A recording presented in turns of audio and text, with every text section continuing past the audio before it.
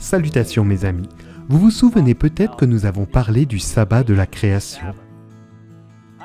J'espère que vous avez profité de l'occasion pour consulter le matériel disponible sur le site du sabbat de la création sur creationsabbath.net et que vous vous réjouissez de vivre une journée spéciale en ce sabbat de la création.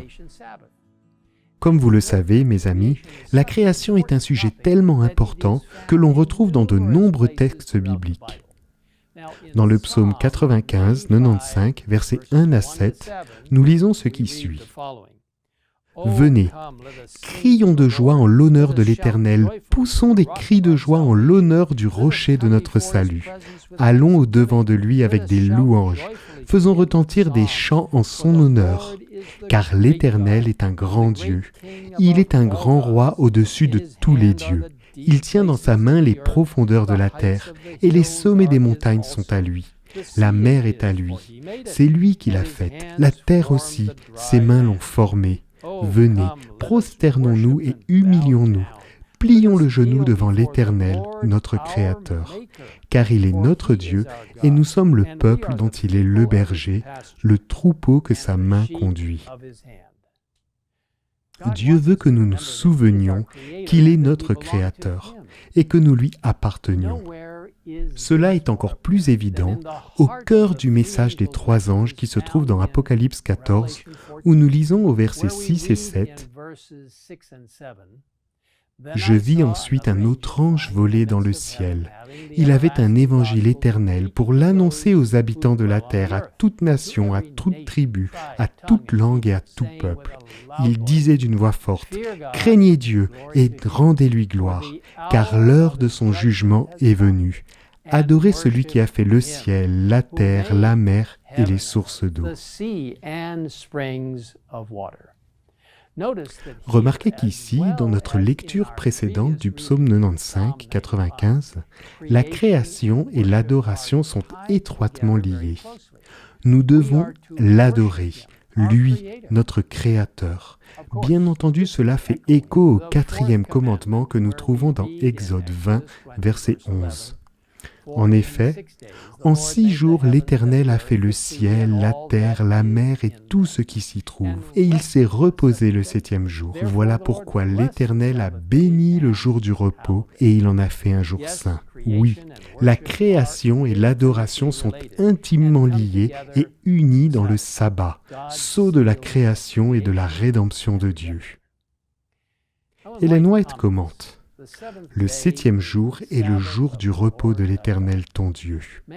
L'homme n'a ni le droit ni le pouvoir de substituer le premier jour au 7e.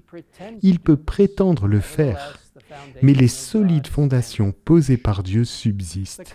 Les coutumes et les enseignements des hommes ne diminueront pas les exigences de la loi divine.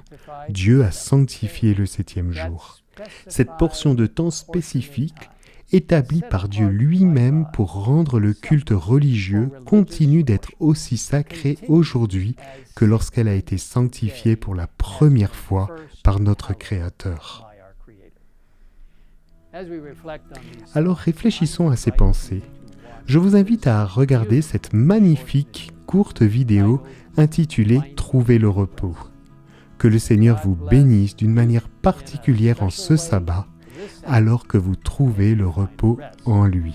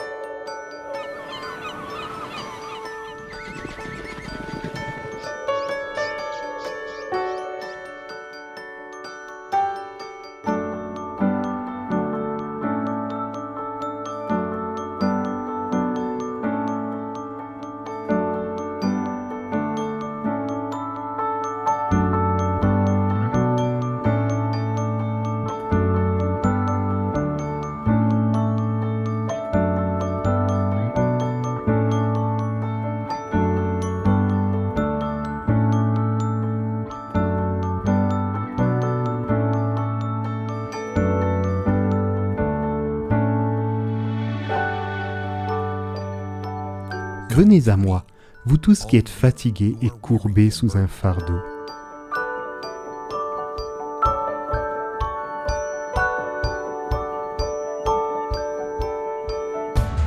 Et je vous donnerai du repos.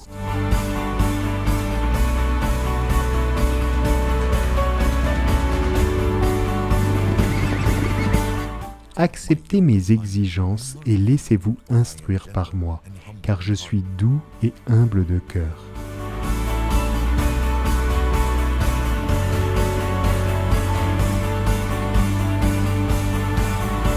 Et vous trouverez du repos pour votre âme.